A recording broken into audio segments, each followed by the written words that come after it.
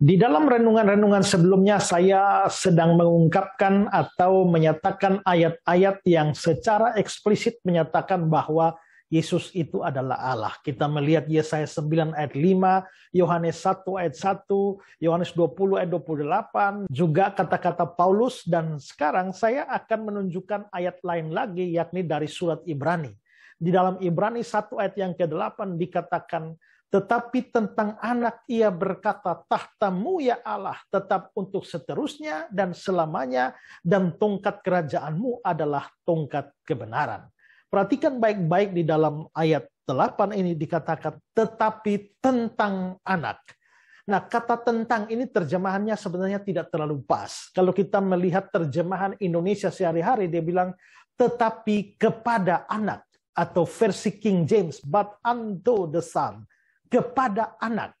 Kalau itu terjemahan yang benar, maka ayat ini berbunyi tetapi kepada anak. Siapakah anak di sini? Itu jelas menunjuk pada Yesus. Tetapi kepada anak, kepada Yesus, ia berkata. Ia di sini huruf besar, dan itu pasti menunjuk kepada Sang Bapa atau Allah Bapa. Jadi di sini kita bisa melihat bahwa Allah Bapa berbicara kepada anak atau Yesus Kristus. Lalu apa yang dia bicarakan? Di dalam kalimat selanjutnya dikatakan, tahtamu ya Allah tetap untuk seterusnya dan selamanya. Berarti waktu Bapa berbicara kepada anak, dia menyebut anak dengan sebutan Allah. Tahtamu ya Allah. Bukankah Bapa itu adalah Allah? Lalu mengapa Allah Bapa menyapa anak sebagai Allah? Disinilah kita melihat bahwa sebenarnya memang Yesus Kristus juga adalah Allah. Tetapi ini tidak berarti bahwa orang Kristen mempercayai lebih dari satu Allah. Memang kekristenan percaya Tritunggal dengan 3 pribadi berbeda, Bapa, Anak, Roh Kudus, tapi mempunyai hakikat yang satu.